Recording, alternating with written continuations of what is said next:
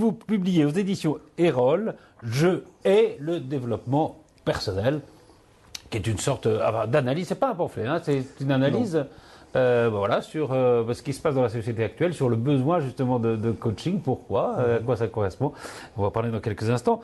Jean Dorido, bonsoir. Bonsoir. Alors vous êtes vous-même, d'abord vous êtes un ingénieur à l'origine, hein, et puis vous êtes aussi devenu coach et psychothérapeute, c'est ça? Oui, c'est ça. Oui, effectivement, j'ai arrêté de fumer un jour dans ma vie. C'est ça, par hypnose? Par hypnose. Et j'y croyais pas au départ. Et un copain a eu le talent de me convaincre de le faire. Et j'ai arrêté de fumer comme ça m'a pas mal bluffé. Et du coup, oui, je me suis mis à l'hypnose, je suis retourné en fac de psycho et c'est vrai que j'en ai fait mon métier. Très bien. Ouais. Et puis, Gilles Tessier, bonsoir. Bonsoir Patrice. Ça va bien. Alors, vous avez été coach chez les Queer. Hein, J'étais le coach psy, oui. Psy des Queer, au départ. D'accord. Vous avez... Ça, j'y ai droit souvent. Hein. Ah oui, c'est vrai. Ah oui, c'est vrai. Je me disais aussi. Vous avez écrit un livre là-dessus, sur le coaching des couples. Oui, booster votre couple. Booster votre couple. Ouais. Et puis, vous avez fait un spectacle qui s'appelait Voulez-vous coacher avec moi? Ouais.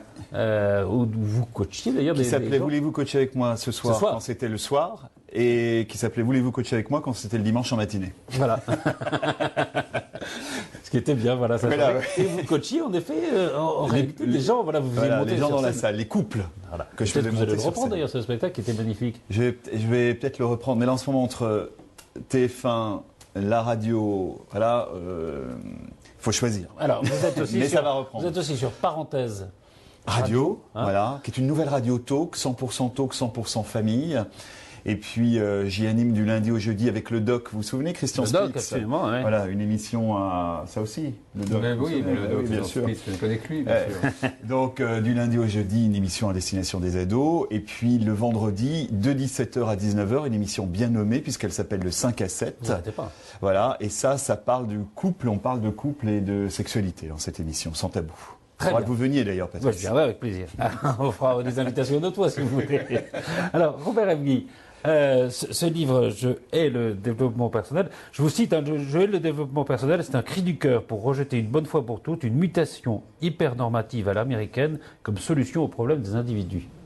Oui, alors on va le réexpliquer avec des mots plus normaux. Voilà. En gros, il y a beaucoup de coaching aujourd'hui. Oui. Tout le coaching est à mot à la mode. On le voit à la télévision, on le voit dans la télé-réalité. C'est quasiment du télécoaching. Il est partout. Il est partout, oui. Donc il s'est installé partout. Les ventes de librairies, c'est monstrueusement occupé par du coaching ou des choses associées. C'est un marché en pleine expansion. Hein. Voilà. En gros, c'est un marché en pleine expansion. Et c'est le symptôme de quelque chose. Je me suis demandé, mais pourquoi tous ces gens-là ont-ils besoin de quelqu'un pour les guider, les accompagner, les reformater, je sais pas moi. Et c'est justement ce que c'était pour les reformater. Et oui, c'est pour les reformater. Et ils savent pas qui ils sont ces gens. Et je pense que le symptôme premier de l'émergence du coaching, c'est que de moins en moins les individus savent qui ils sont. Il y a une véritable crise d'identité dans notre société. Et la construction de l'identité, j'essaye de montrer dans le livre comment est-ce qu'elle se fait et comment est-ce qu'elle se complexifie parce qu'il y a tellement d'injonctions dans notre société que c'est difficile de savoir qui on est. Sauf que vous dites, et c'est ce que vous reprochez d'une certaine façon au coaching, c'est qu'on donne des modèles qui ne correspondent pas forcément à la personnalité des gens qui suivent ce coaching-là. Alors le problème du coaching, c'est celui-là, c'est un système normatif. Ça veut dire que on va exiger de vous d'abord une première chose qui est l'aveu. Vous voulez quoi ? Pour arriver où vous voulez arriver où, d'une certaine manière. Et donc on va briser en petites étapes bien classiques la manière de progresser vers cet objectif-là. Donc on va faire avec vous le chemin, comme on dit, pour transformer le blaireau que vous êtes en un Superman glorieux, performant, magnifique, exceptionnel, qui va tout balayer sur son passage parce que vous allez devenir un être compétitif dans une société de compétition. Voilà, on parlera après parce que vous dites que tout ça a des liens évidemment avec la société capitaliste. On en parlera dans quelques instants, mais je voudrais avoir votre réaction. Peut-être que vous pouvez vous relever un petit... Pardon, peut-être votre siège, oui, qui a baissé un petit peu, parce que vous paraissez tout petit comme ça. Alors quand même. Voilà, dominé par Gilles Tessier, mais J'en oublie de parler de mon petit manuel. votre petit Moi manuel, aussi. pardon, je l'ai Oui, pas dit. Patrice, bah Petit non. manuel d'auto-coaching, voilà. Ah oui. Aux éditions Interédition, les clés pour prendre sa vie en main. Voilà. Pas mal, bah oui, bien sûr. Donc là, oui, vous apprenez aux gens à s'auto-coacher, voilà. Voilà, c'est ça. Mais enfin, vous faites vous-même du coaching? Non, et je voudrais que vous répondiez peut-être en quelques mots. Oui, bien sûr, avec aux joie. arguments de Bah, Robert Ebghi. on en parlait tout à l'heure avec Robert Ebghi, justement. Hein, Vous avez fait une autre émission de rentrer. Non, juste avant de rentrer. Non, dans le couloir. On s'est croisés dans le couloir. Et je crois que c'est important de distinguer déjà deux choses. Le coaching en entreprise, qui est quelque chose qui existe aujourd'hui, avec, à mon avis, je parle en mon nom, de très bonnes choses, et puis des choses parfois plus discutables, dans la mesure où l'entreprise, c'est vraiment le lieu du collectif. Alors, parler de développement personnel, dans quelque chose qui est vraiment le lieu du collectif, bon, ça pose pas mal de questions. Ça, c'est le coaching en entreprise. Et puis... Alors, le coaching en entreprise, en 2 mots, ça consiste en quoi? Prendre des gens dans une entreprise Différentes choses existent. Le coaching que je pratique pour ma part en entreprise, j'aide les fumeurs à arrêter de fumer, et puis je pratique l'anti-stress aussi. C'est-à-dire que je travaille uniquement avec des groupes, et j'aide des Et fumeurs. par l'hypnose, ça, non? En entreprise, moins par hypnose. On y arrive quand même, quand on s'y prend bien. Et Parce que effectivement... l'hypnose, c'est pas du coaching. Enfin, Alors, pour ma part, le coaching que je pratique en entreprise et puis avec des particuliers, parce que j'ai un cabinet où je pratique l'hypnothérapie, je pratique le coaching avec l'hypnose. La question, si vous voulez, sûrement on doit se rejoindre sur certains points avec Robert Ebghi. La question, c'est, pour ma part, comment je vois mon métier? C'est une personne qui a un problème. C'est d'abord à quelqu'un qui a un problème. Une personne qui n'a pas de problème n'a pas besoin ni de psychothérapeute, ni de coach, ni de qui que ce soit. on va venir... La personne qui a un problème, typiquement, c'est le fumeur. Il dit voilà, moi je fume et j'aimerais bien m'arrêter de fumer, je ne sais pas comment faire. C'est ça le truc. Moi, ce que je dis aussi, c'est que tant qu'il s'agit d'une technique pour arriver à des objectifs Oui, assez restreints, restreint. il y a resté de fumer, Oui, bah, si ça fait pas du une bien, ça fait phobie, pas de une mal, quoi. petite compulsion, une petite phobie, Ouais. un truc ou un machin, on s'en fout. Mais quand le coach intervient dans la vie de quelqu'un alors qu'il le prend en entreprise, ça veut dire dans sa partie sociale, et que tout d'un coup il va déborder sur sa partie privée, là il y a un danger, et les 3/4 du temps, il y a une sorte de dérapage qui se fait. Et on ne peut pas faire autrement. Et c'est un vrai dérapage parce que le coach en général, il n'est pas psy. Ça veut dire... Alors vous êtes psy et coach. hein. Alors, je suis psychothérapeute, oui. Et vous dites, c'est 2 choses Rien à différentes, voir. parce que la psychothérapie, ça prend du temps, c'est un peu long. Le coaching, vous avez d'ailleurs des résultats assez rapides. Ah oui, oui, avec une personne qui vient toute seule pour arrêter de fumer, je le fais en 1h30, 2 heures à peu près, et en groupe 4 heures. Alors je rejoins complètement Robert là-dessus, si je peux m'autoriser cette familiarité, mon cher Robert. Bah, vous l'appelez Michel. et ça Le peut être plus vexé, mais- truc, c'est que oui, je rejoins complètement. Juste en précisant qu'une petite phobie ou une petite compulsion pour avoir fumé 2 paquets par jour, parfois plus Ça pendant peut être longtemps, ravageur. ça fait du bien. Ouais, ça fait vraiment du bien de s'en sortir. Donc c'est juste voilà, de rendre à César ce qui appartient à Jules. Enfin, pour ma part, ça m'a changé la vie, ça fait du bien. Et effectivement, oui, dans l'entreprise, effectivement, il n'est pas acceptable ni souhaitable de s'immiscer dans la vie privée des collaborateurs. C'est pas le Oui, mais rôle où de est la l'entreprise. limite? C'est tout le sujet, je crois que c'est assez délicat. Et c'est pour ça que je pense que c'est important de distinguer le coaching en entreprise du coaching auprès des Individuel, particuliers, qui est que autre j'appellerais pour ma part volontiers de la thérapie orientée solution. Ça ne veut pas dire qu'il n'y a pas de problème orienté solution. Il y a un problème, simplement la posture et l'approche est assez différente des psychothérapies dites classiques. Il y a plus de 400 sortes de psychothérapie. Les gens qui viennent vous voir dans votre cabinet, c'est pourquoi? C'est aussi pour s'arrêter de fumer? J'aide beaucoup de fumeurs à arrêter de fumer. J'ai pas mal de médecins et de psychiatres qui m'envoient certains de leurs patients Ah oui. pour. Ouais. Ben oui, parce que des personnes beaucoup d'insomniaques aussi qui viennent me voir, personne n'arrive plus à dormir. Alors moi je fais de l'hypnose, alors forcément je suis vraiment en bout de Et oui, liste. vous les endormez. Ça aide. Et, même si l'hypnose n'est pas du sommeil, mais bon, ça nous emmènera dans un autre débat. Non, c'est vrai. Mais si vous voulez, c'est vrai que un insomniaque, il n'arrive plus à dormir. Et moi, en faisant de l'hypnose, je suis en bout de chaîne. La personne, elle a tout essayé avant. Elle a essayé les somnifères, elle a essayé... Bon. Et le problème, c'est quand il n'y a plus de solution, quoi. C'est ça, c'est là le problème. S'il n'y a plus de solution, donc il ne reste plus que le problème. Et des insomniaques, compulsions alimentaires, hein, beaucoup... Parler de petites compulsions, ça peut vraiment gâcher la vie de quelqu'un, de personnes qui développent du surpoids, elle en est malheureuse, elle dit j'aimerais bien ne plus le faire, mais je le fais quand même. C'est ça le C'est problème. quoi la boulimie, par exemple? Des compulsions Anorexie, alimentaires, des choses comme ça, ce que j'appelle la fringale émotionnelle, c'est que la personne elle mange, c'est pas parce qu'elle a faim, elle mange parce qu'elle se sent pas bien. Parce Mais qu'elle... est-ce que là, pardon, Gilles, ça veut dire que vous voulez, mais Restez avec nous. est-ce qu'on n'est pas dans la limite justement où ce que dit Robert Ebgui, c'est-à-dire que le coaching qui nettoie les choses en surface, si je puis dire, risque d'être dangereux quand vous avez des problèmes plutôt graves comme la boulimie ou l'anorexie, qui sont des problèmes psychologiques graves. Profond. Très profond, voilà. Est-ce qu'on on n'est pas juste en surface là? Alors pour ma part, si vous voulez, en bon thérapeute, j'ai cette prétention d'être un bon thérapeute, quand je peux aider quelqu'un à guérir d'un symptôme, je trouve ça super. Alors c'est vrai, c'est la surface, le symptôme, c'est la partie visible de l'iceberg. Ça se discute beaucoup, des centaines de recherches en psychologie chaque année sur l'hypnose. Je continue mes recherches en psychologie d'ailleurs à l'université de Nanterre, Paris 10. Et tout ça c'est très discutable, changement de fond, de surface. Qu'est-ce qu'on fait? Une thérapie comportementale et cognitive, on travaille sur le comportement. Alors c'est des débats extrêmement intéressants. C'est la grande lutte entre les comportementalistes et les psychanalystes. C'est En ça. gros, c'est le grand débat Les permanent. comportementalistes, voilà, essayent de changer. Voilà, en surface. assez rapidement, J'enlève le symptôme. Ouais. Sauf qu'on est dans un rythme où les gens n'ont plus du tout envie de passer des années en analyse, Et- voilà, ils veulent des et que c'est fast peut-être un thérapies. peu l'échec de la faculté. C'est-à-dire que si les coachs ont tant de succès en ce moment, c'est que la faculté a parfois du mal à s'adapter au rythme de vie actuel, et qu'effectivement le coach correspond plus à une attente, je crois, des gens et à une réalité de vie que C'est une thérapie, ce que quoi, hein. proposent les thérapies traditionnelles. Alors vous avez Enfin, fait les ça deux, dépend. c'est-à-dire que vous avez fait un peu de vrai coaching, vous avez J'ai fait les aussi deux. moqué du coach. Enfin, vous avez joué avec ça, enfin, vous avez fait Oui, de oui. l'humour, quoi. Oui, tout à fait. Oui. Je me moque de moi-même.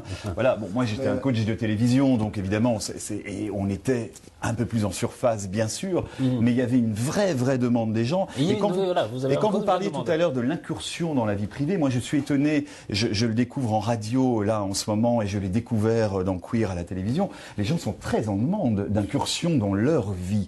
Ils veulent ça parce que ce qu'ils reprochent aux médecins traditionnels en règle générale, c'est de ne pas s'intéresser à leur vie. C'est-à-dire qu'ils arrivent dans un cabinet, le thérapeute est censé résoudre des problèmes, mais ne prend pas en compte tout l'environnement de la personne qui est en face de lui ou d'elle, c'est une femme, la thérapeute. Donc effectivement, et parfois en allant chez des gens, je ne sais pas si vous allez chez des gens, on découvre plein de choses, on découvre en découvrant leur mode de vie, en découvrant par exemple que, je ne sais pas, je vais vous dire absolument n'importe quoi, mais que les enfants dorment dans la même chambre que les parents, on peut effectivement... non mais vous voyez ce que je veux dire, alors qu'un thérapeute ne le saura qu'ils ont pas et 25 ans. passera peut-être des années et passera peut-être des années à essayer de résoudre un problème sans avoir cette donnée-là qui est primordiale. Alors pardon, parce que Jennifer est prise d'une envie pressante de questions. Donc, voilà. Je viens de recevoir un SMS et un mail. Premier SMS de Solange, donc pour Monsieur Egby. Et le coaching relooking, vous en pensez quoi? Ebgui. Pas grand-chose, puisque c'est encore une fois... Bah, vous êtes une looké marche comme en- ça depuis longtemps. Donc, Très longtemps, je suis fidèle à moi-même, je suis toujours très été looké cohérent comme ça, donc. avec moi-même, monsieur me connaît depuis longtemps, Ouais. il m'a toujours vu comme ça. Je vais vous demander d'ailleurs ce qu'est ce talisman. C'est pas un talisman, c'est une montre solaire. Ah, c'est une montre solaire, Voilà, d'accord. c'est simplement, vous voyez, moi je suis porteur du temps. Oui, vous n'êtes pas partie d'une secte. hein. Pas Oui, parce que quand on vous voit, on peut du penser, tout. oui. Bah oui, Non, c'est moi le coach, c'est ça. Et le SMS alors? Linda qui habite le 4e. Ça dure combien de temps et ça coûte combien pour arrêter de fumer? Ah, bah, il a dit que ça durait très peu de temps. Si ça marche, En ça marche. individuel, 1h30 à 2 heures, quand même. Si je pouvais le faire en 5 minutes, je le ferais en 5 minutes. J'ai toujours pas trouvé le truc. Ça dépend des personnes qui s'en occupent. Pour ma part, en individuel, on prend 1h30, 2 heures et ça coûte 220 € pour D'accord. arrêter de fumer. Et quand on s'y prend bien, quand on s'y met à deux, parce qu'on en a parlé tout à l'heure avec justement, je crois, Jennifer, c'est très important en même temps, et sûrement je vais rejoindre Robert, et c'est Gilles, hein, c'est ça, Gilles, hein, Gilles. Hein. J'aime beaucoup. Ça, c'est un truc de coaching, J'aime ça, beaucoup votre façon de voir les choses. Hein, dirais. Jean. C'est un truc de coach, ça n'appelait pas le prénom C'est mon truc à moi. Voilà, c'est un truc américain, oui. J'aime bien employer le prénom. Mon cher Patrice. Oui. Et oui, c'est très important. Je vais rejoindre le point de vue de Monsieur Ebgui. Ah mon Dieu. Mes respects. Ça fait plus sérieux. tout. Ouais, alors sûrement je rejoins le point de vue de Monsieur Ebgui, que c'est très important d'insister sur le fait qu'il n'y a pas de baguette magique. Hein, je veux dire, même l'hypnose pour arrêter de fumer, c'est extraordinaire, c'est une aide considérable. En même temps, il faut se mettre à deux pour que ça fonctionne. Hein. Moi, Et j'avais connu, ça veut dire quelqu'un qui avait arrêté de fumer par l'hypnose. Chouette. Voilà, et à l'époque c'était en francs, on lui avait demandé combien ça avait coûté, 15 000 francs. Et alors on se disait quand même, oui, pour 15 000 francs, le mec il a plus intérêt quand même à acheter une cigarette. C'est un truc intéressant, mais ça coûte très cher, la personne de se Voilà. manipuler après. Donc, je pensais que c'était plutôt le prix que l'hypnose qui avait marché dans ce Mais cas-là. vous me donnez une idée, monsieur Carbou. Oui, ça peut marcher, sait-on jamais. Pourquoi pas? Non, mais non, sans blaguer, alors, bon voilà, combien ça coûte avec moi. Simplement, le truc, je crois que c'est très important, finalement, d'insister, il n'y a pas de baguette magique. J'aime beaucoup le point de vue de Gilles, de dire à quel point vraiment certaines démarches peuvent aider. Il y a une vraie demande, une vraie détresse. Ouais. Et c'est vrai. Il y a ce côté, alors ce que vous dites, Robert Abgui, c'est que au fond, les gens sont pris pour une marchandise et qu'ils aiment plutôt ça. Eh ben, je suis une marchandise et j'aime ça. Je veux bien techniciser mon rapport à moi-même et aux autres en vue d'une performance. Mais tout ça, c'est juste une partie de l'individu. Je pense tout l'inverse. J'ai pas fini. Ça, c'est une partie de l'individu, monsieur Tessier. Et donc ça, c'est ce qu'on appelle le socio-casting. Ça veut dire que vous êtes confronté et immergé dans une société avec des règles, des codes, et des convenances et des choses comme ça. Donc là, vous jouez un rôle. Votre rôle social, c'est tout à fait normal d'apprendre à manger, parler, machin, etc. Ça va. Ça s'appelle le savoir-vivre. Ensuite, il y a le bonheur privé. Ça veut dire votre sphère à vous, qui est votre jardin privé, là où personne ne devrait aller normalement. Votre chambre à coucher, votre intimité, toutes ces choses-là, vous les gardez pour vous. Et la construction de ce bonheur, vous la faites en deuxième lieu. Et ensuite, c'est pas fini. De temps en temps, c'est pas mal. Pas tout seul. Jamais tout seul. On veut, hein. Et après, On n'a jamais mieux servi que par soi-même. en même temps. puis comme disait Woody Allen, non, juste... Et il reste une troisième dimension, qui est la dimension créatrice. Vous en êtes un exemple frappant, monsieur Tessier. Vous avez commencé par faire du coaching au cœur même du système du télécoaching télévisuel, où il y a tout un jeu de rôle, un sans défaut semblant, des choses, etc. Si vous voulez raconter l'envers du décor, vous le raconterez. En deuxième lieu, vous avez commencé à sortir de là et à faire des choses sur la sphère plus sociale et moins dans le spectacle.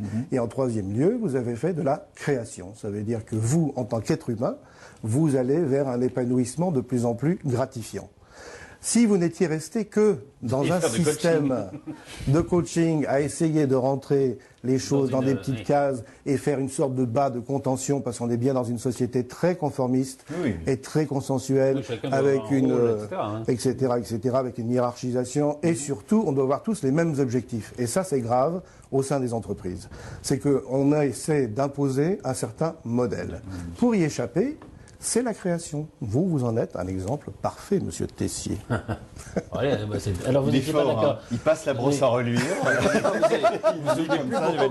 D'accord avec lui ici. Vous êtes un bon technicien, Merci. finalement. Oui, oui. Non, vous voulez répondre, non? Vous disiez, je ne suis pas d'accord du tout. Non, j'étais pas d'accord sur...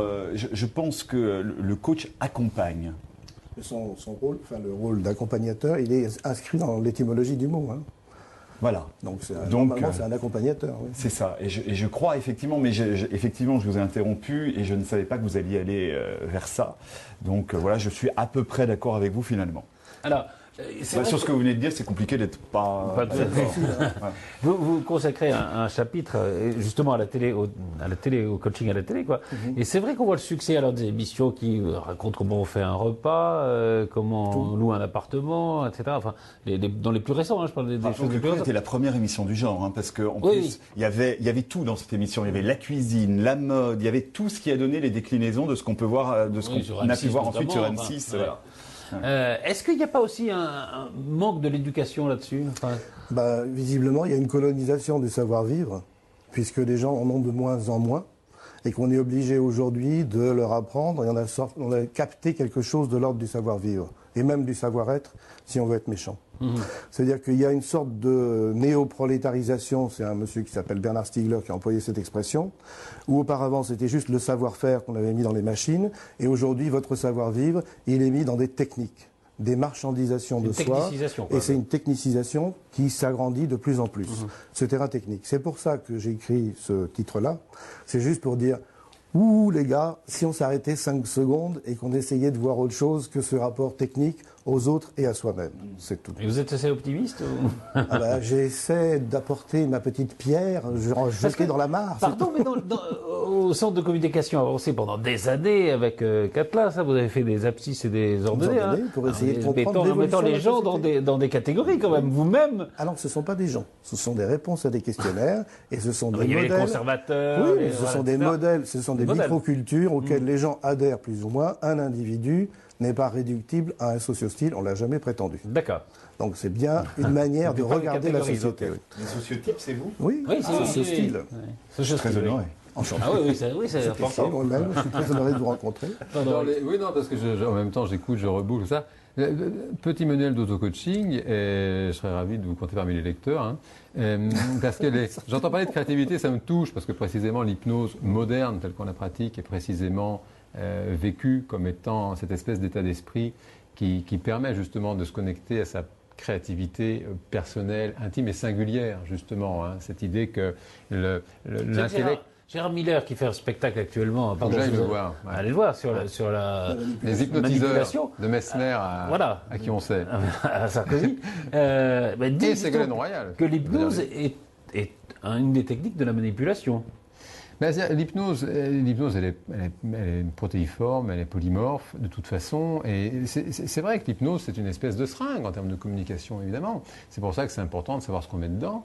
Et lorsque ça peut aider un fumeur à arrêter de fumer, ses petites compulsions, petites phobies, c'est extraordinaire, quoi. Ça change la vie. Bien sûr que la publicité, par exemple, utilise beaucoup les techniques hypnotiques, évidemment. Oui, évidemment. Parce que... Hypnotisé par la plume? Non, Patrice, je crois pas quand même. Ah non, quand même, ne dites pas ça. Bon. Ah non, il n'y a pas de conditionnement. Non, ça n'existe pas. Ça saurait. Et du coup, voilà, les derniers chapitres du petit manuel, les 11, 12, 13, comme ça, précisément, font écho à cette créativité personnelle. Justement, je crois Victor Hugo qui avait dit, un lion qui imite un autre lion, il devient un singe. Et c'est important de s'en souvenir. Ah, c'est intéressant. Star Academy.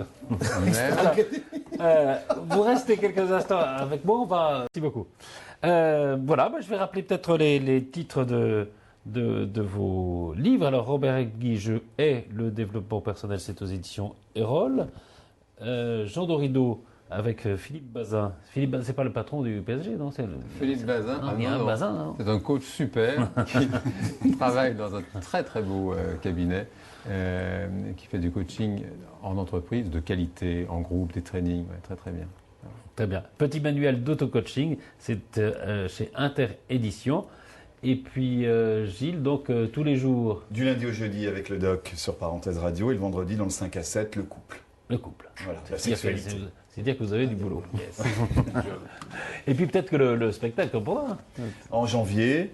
Et puis le samedi, ce que vous savez, en Access Prime Time sur une chaîne nationale qui a fait 50 minutes inside, bien sûr. 50 minutes inside, présenté par Sandrine Quétier. Coacher Sandrine Quétier et les célébrités. Et voilà, absolument. Merci beaucoup à tous les trois. La pub et puis dans un instant, nouvelle édition du journal.